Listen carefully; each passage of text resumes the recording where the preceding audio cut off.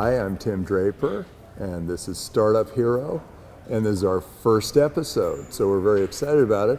And I have here with me Stewart MacGregor-Dennis, and we're going to be talking about his new business. It's called Touring, and tell us about it, Stewart. Well, thanks very much for having me, Tim. Touring is a cloud software suite with a particular focus on some email innovations.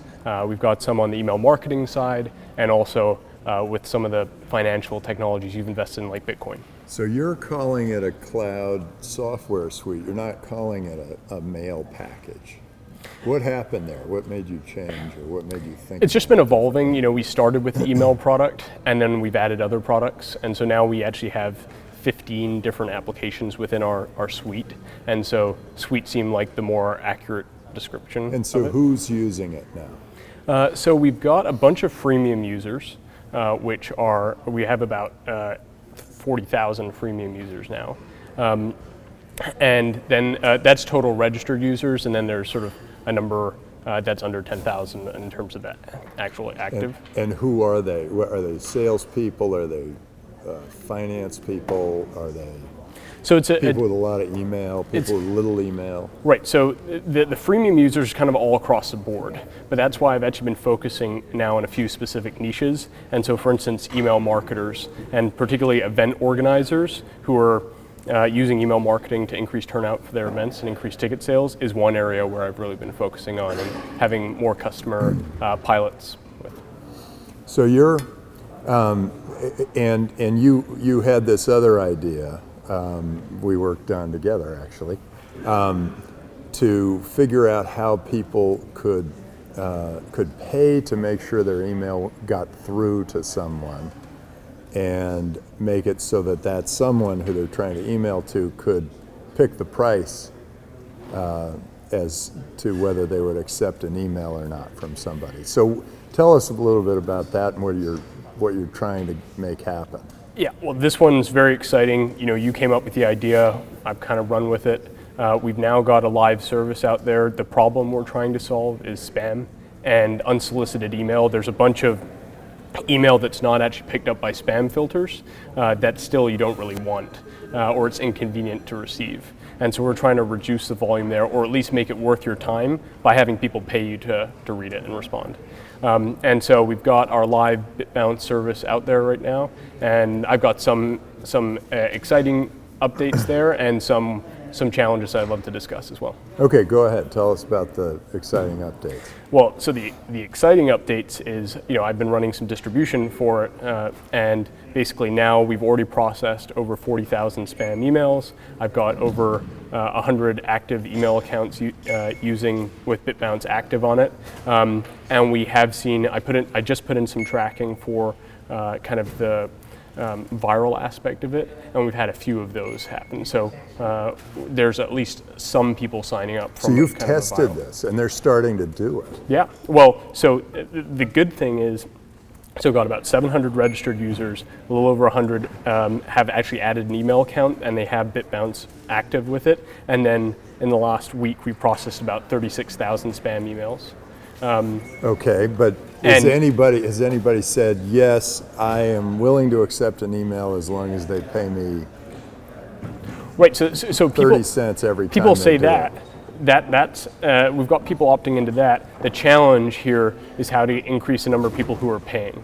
So we don't yet have that many of the senders. Has anybody sent an email and paid? Beyond the initial pilot, not really in the wild right now. So we have to figure out how we can get customers to get into the habit of saying, okay, I'm willing to pay 30 cents. Right. And are you using Bitcoin? Bitcoin. It's Bitcoin. So you can make, maybe by getting into the system or into the membership or something, you have to put down some Bitcoin. Right. And then you don't worry so much about how much is going and how much is coming back to you. And then maybe you can take a small percentage of along the way. You know, that's something we could do, is have some of the senders sign up and put their credit card and have a certain amount or buffer that or credit that it then comes out of. But essentially right now, it's not that easy to pay as well. They have to scan a QR code. And so I've been thinking, how do we get more people to pay? And I think we can do that through things which we might lower the barrier to entry. And maybe there's something like what you're suggesting where we get them to have some sort of membership fee that it comes out of initially. Now, what if you, the other part of this I often thought about was create sort of a jujitsu move so that spammers are just commercial products that can send you offers, but somehow segment those so that they come separately from maybe your business emails and your personal emails, and they pay you for you to go click on them and visit them and read them and do whatever. And then the business ones, maybe somebody pays you, but it's a different amount. Right. And then the friends, they're already on your whitelist, and you're happy to have that whole thing be free. Is there some way of doing that? Because I've always felt that spammers have sort of a really good deal, and right. It's like I can just blast everybody for almost nothing, but then nobody really wants them, and so they just destroy all of it instead of saying, well, actually I do want some Viagra or a loan shark or some drugs from Canada or from whatever,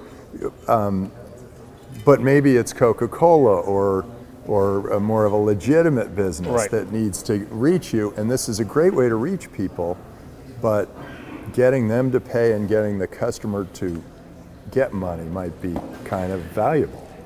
I think that's a great insight. I think right now we've basically been treating it as two types of email. There's the people on your whitelist who are your friends or contacts you want to freely email you, and there's everyone else. And there we've been saying, hey, you have to pay this right. bounce amount. Yeah. But we could break that other amount into two parts where there's the business contacts where the entrepreneur emailing you, and we say, hey, you have to pay the fee. But then there might be a different way that we'd handle some of the less legitimate spam email. Can you go into how would you handle a new customer? Let's say I've just signed up. How do you get Bitcoin out of me to blast to people, and then how do you get Bitcoin into me? Are you setting up accounts for everyone? For the people that sign up as receivers of email, we set up a Bitcoin wallet for them. Oh, that's great. Yeah. So receivers, so they get one. But then how do you get... And then they can request for money to be withdrawn. And so then I guess you'd go out to the corporates and you'd say, hey, if you want to reach these people, they're very influential people because clearly they're at least interested in having people pay them right. to get email. They don't want to talk about all the email. So maybe that becomes a really good target audience for whoever, IBM or I think there absolutely could be an Google enterprise or somebody who wants to reach all of those people. Oh, to reach. So then you could go sell the big businesses and say, look, you want to reach all these people, you pay them each 5-10 cents. They will read your email because they're only getting paid when they click and say, oh, okay.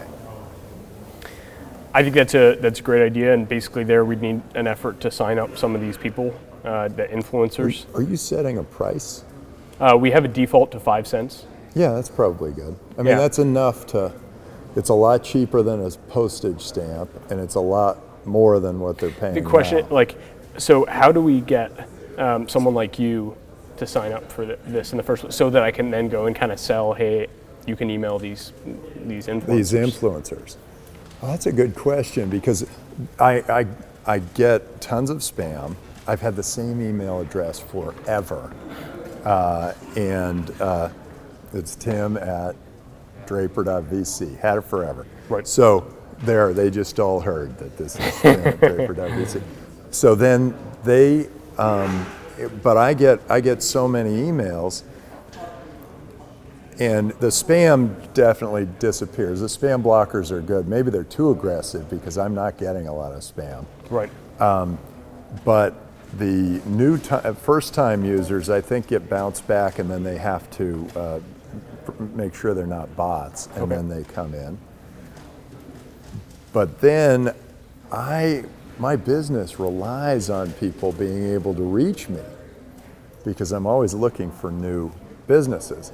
So somehow I don't want to deter them, but at the same time I need to cut way back on the amount of email I get. But putting in an extraordinary amount. But that's a challenge with this idea, because putting in a payment, requiring a payment to email you is a form of deterrence. Yeah, it creates friction, and it's kind of an interesting thing because a good entrepreneur is going to go ahead and set up. Right. And they want to reach me, they go ahead and they'll set the whole thing up. So maybe I don't lose much business in that way because I know it's at least an aggressive entrepreneur who figures out that they're going to find out how to pay their 5 cents. Okay, so in order to get you to sign up, what do I need to do? I think it's got to be on Outlook because I'm trapped on Outlook. That works? Okay.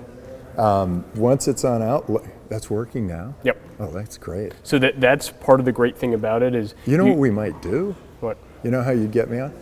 I might try it. Oh, great. I mean, I've got some Bitcoin, and I've got an account, and I don't need more than that, and maybe this starts incrementally improving my Bitcoin. I think I'd set it a little higher than 5 cents, because I think a lot of people they pay $10. I don't know, they might pay $10 to come through. Yeah.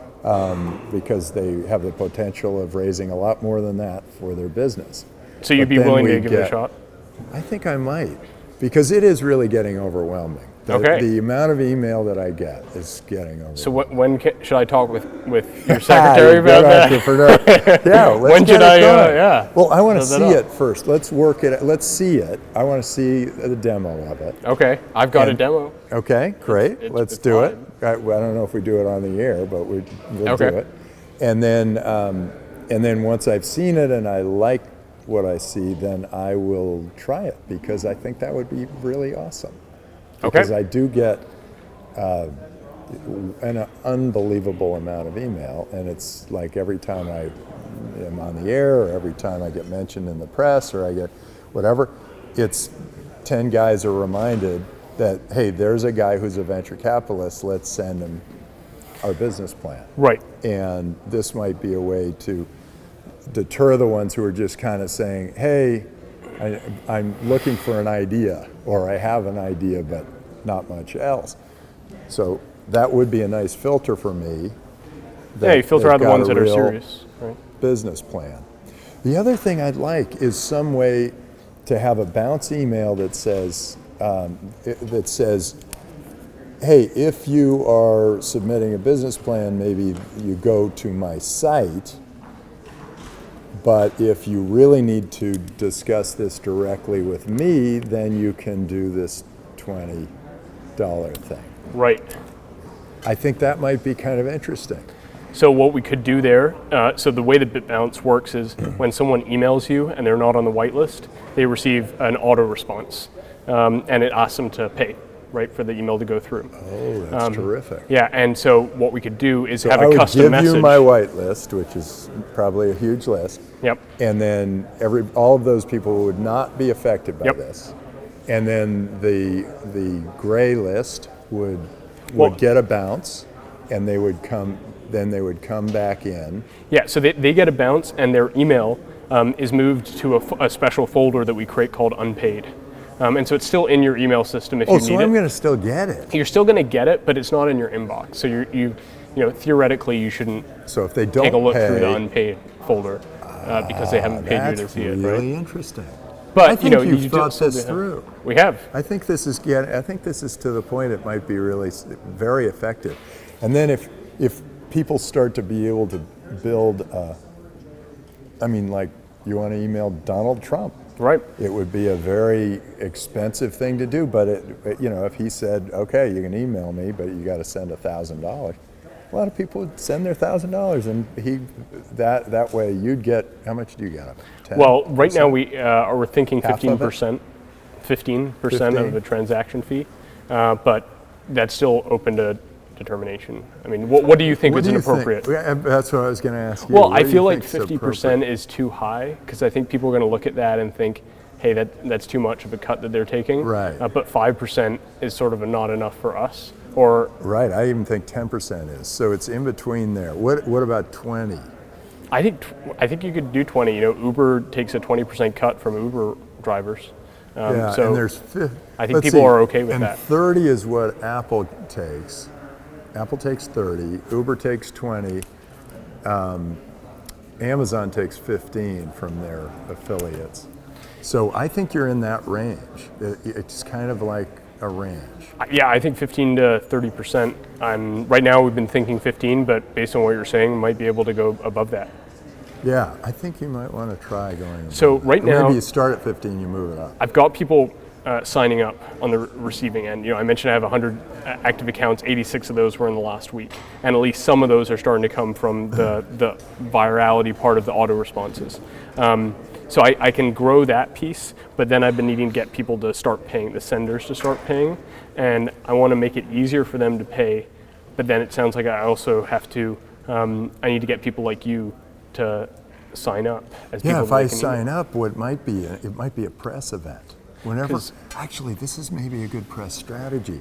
You get me to sign up, and then it's like, if you can reach Tim Draper through BitBounce, then you can reach Mark Cuban through BitBounce. I love it. Each one is a new press event. You know, because eBay was brilliant this way. I bought it on eBay.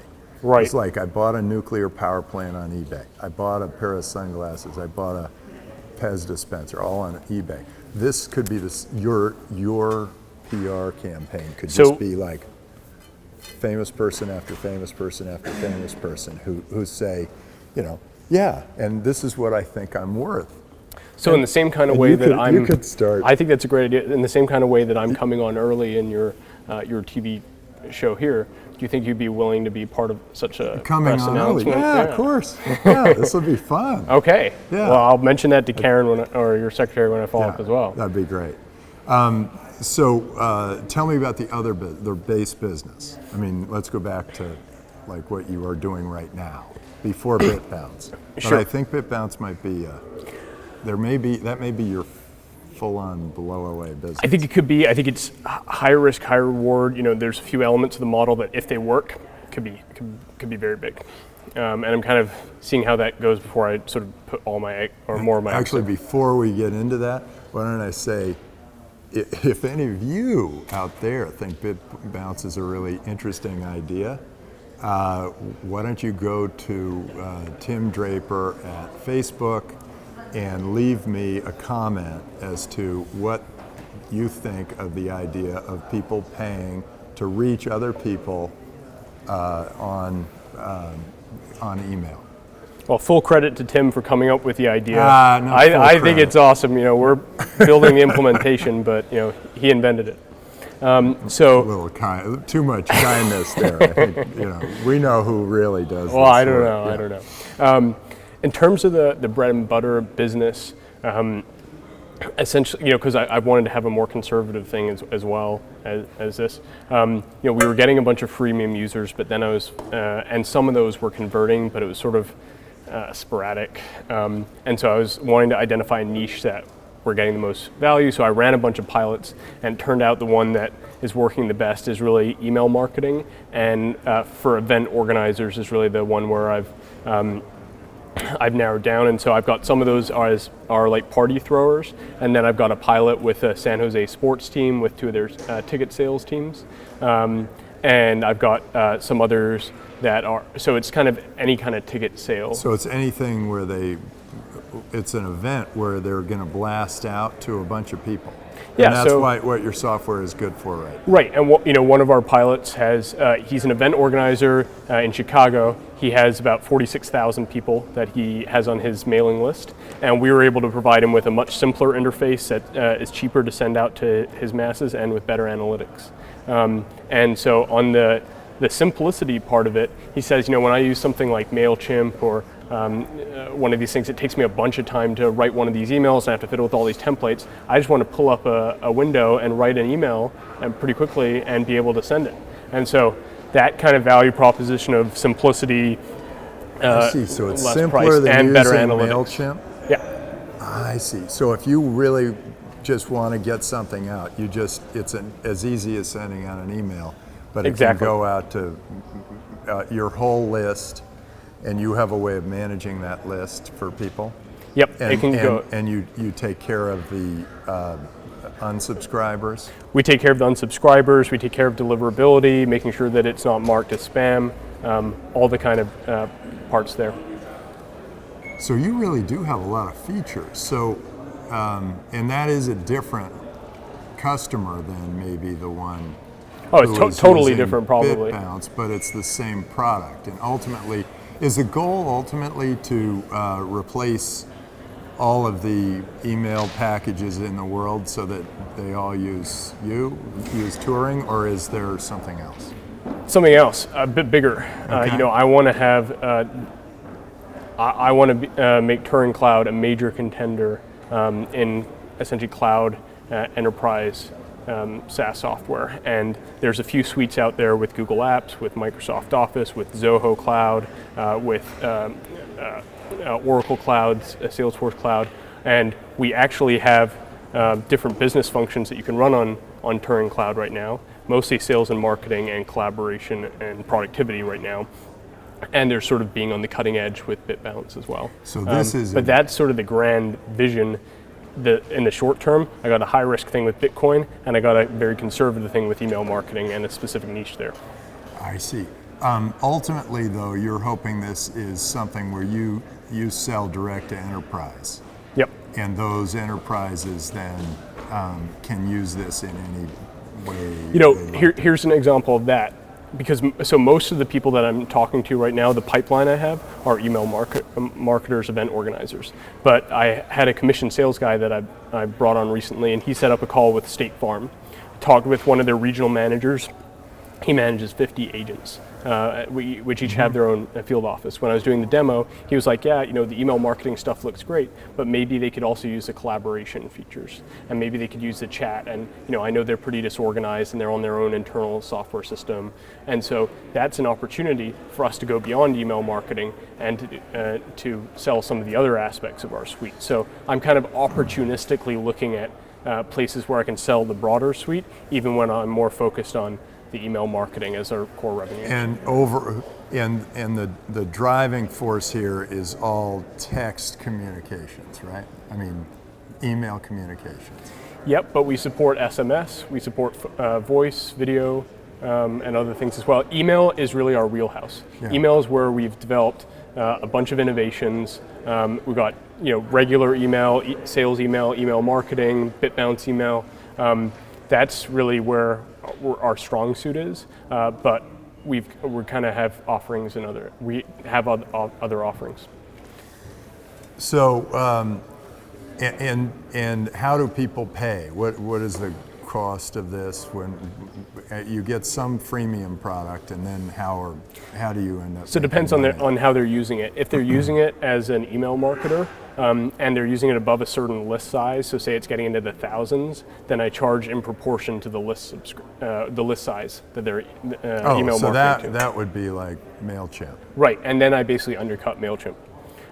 Okay. If they're using it for go ahead. For a smaller market, then it's a per user license. So I've got another pilot. They're a consulting firm. Their list sizes are like 25 people.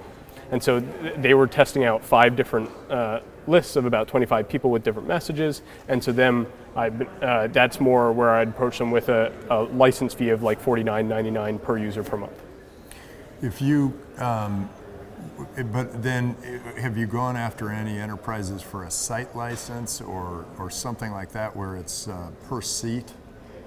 Yeah, well, per seat, where I mean by per user, right? Yeah. So I'm using per user as a synonym for per seat. Oh, okay. Right. Oh, so you are doing it. Yeah. You're going after the enterprise Yeah. at the top and trying to get the whole organization to use you. It's a bit of both right now because I'm I'm not trying to go after like Fortune 500 companies right now. I think it's too early for that. Those are too big fish. And so I'm going after, some of the pilots are sole proprietors. Some of them have, 20 salespeople, like that, the sports team I was mentioning. And so it's organizations a bit, between 1 and a few hundred people right now that I'm targeting. But I'm definitely having, I'm trying to, and it depends, sometimes the appropriate decision maker to talk to is the CEO, and sometimes it's the head of their event marketing. So, so how about your own company? Who's in it? What have you? I mean, is this you've done a lot of this yourself? Do you have anybody else working with you, or is it just like I'm driving this thing and the company is starting to roll, and I'll add people as I need them? Well, basically, I've had a number of contractors that have been part-time on the development side. I've got. What did they need you for? I mean, what did you need them for? Now I don't actually need them for anything because I basically learned how to do everything that they did. But I had them do a few specialized roles. Like I wasn't as good at some of the front end stuff, but now actually lately I've been minimizing costs and doing much more of the development work myself. But for a while I had someone in database stuff, someone who's an expert on the back end stuff, someone who's doing some of the CSS stuff, which is kind of like lower skill, which now I'm just good enough at. But I had basically specialized just to fill in and move faster. And you're also in charge of getting all the enterprise customers going. Yeah, I'm doing sort of everything. I got a bunch of contractors. I've had a full-time designer working with me, and then I have two sales guys right now. One of them. Sorry, I just had to clear that up. One of them is a sales advisor that I brought on, and I just have an advisor agreement, but he's been joining me on all the calls and discussing the pipeline with me and everything. And then another I just brought on in a commission capacity. We gave him a really attractive, we're giving him like 50% commission, but no salary. So I've basically been very lightweight, and I'm, that's one of the things we've been looking to discuss is starting to move towards raising a round of funding where we can sort of expand the team size. But right now I've basically been... I don't know, you've been pretty effective with a small team. Well, I think... You might be better off just sort of going the way you're going, but...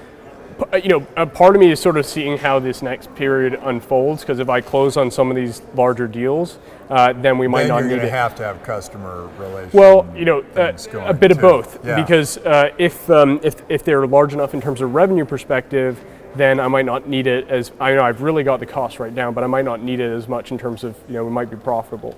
But at the same time, the more those people comes on, the more customer success and support work there is. And, there's still debugging work that I have to do. Like with these pilots, I'm very hands-on. Like some of them I've had to do quite a number of iterations of product improvements just to make them happy. I'm always trying to look for viral solutions. What are you doing to make your customers into your sales force? So right now we're doing that with BitBounce. We're doing that with BitBounce by saying, sent from BitBounce, and I mentioned that we've had some people sign up, like a handful. Maybe it should say more than sent by BitBounce. Maybe it should be sent with BitBounce, the product that makes you money if you read the emails. Oh. Or something that... that's a great idea. I'm going to put in a tagline in the email too. Let's think through the tagline, but I think it's something like that, where you want them to not just know your name, but know what you do, because you have to educate this set of customers. Totally, because it's a totally new thing. Now, are you doing the same thing with emails sent from touring? No, and that's partly because I think our paying customers don't want to. Well, what if it's free? So it's free. I am thinking about doing that. Seems like something you could do if it's free. But my honest thing is, I'm actually de-emphasizing the freemium aside from BitBounce. Oh, you're trying to get them to pay. Yeah. Right off the bat. Well, not necessarily that, but I'm looking at, I'm focused on a more like enterprise sales process where I'm generating leads, I'm taking them through a pipeline of like demo, pilot, or proof of concept, trying to negotiate deal. And trying to focus on building up the business through that, rather than trying to get a bunch of free users and then getting them to pay. And that's just because I've been reading up a bunch, and it just seems like I think that's just going to be a more effective strategy right now. So we're going to close with this last question. Who is your favorite superhero? And why? And how do they relate to your business? Well, obviously Tim Draper, because of his great business mind.